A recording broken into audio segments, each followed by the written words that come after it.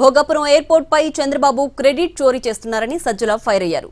YS Jagan చేసిన మంచి పనులను చంద్రబాబు తన ఖాతాలో వేసుకుంటున్నారని మండిపడ్డారు. క్రెడిట్ చోరీతో పాటు విష ప్రచారం చేస్తున్నారని ఆగ్రహం వ్యక్తం చేశారు. జగన్మోహన్ రెడ్డి గారు చేసినవన్నీ కూడా తన ఖాతాలో లేదా తనకు అది వద్దనుకుంటే అది విధ్వంసం కింద చూపించడం.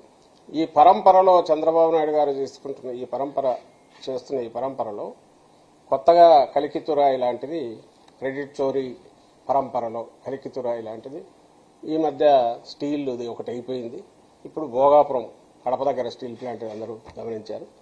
ఇప్పుడు భోగాపురం ఇంటర్నేషనల్ ఎయిర్పోర్ట్, దాని మీద మాకు అభ్యంతరం.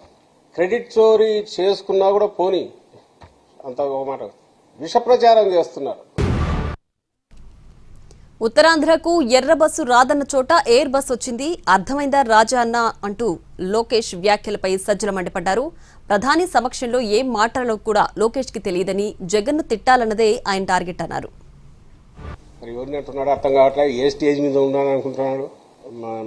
ప్రధాని సమక్షంలో ఏం మాట్లాడాలో కూడా అర్థమైనట్లేదు. ఏ కోరిక కోరాలలో కూడా అర్థమైనట్ల.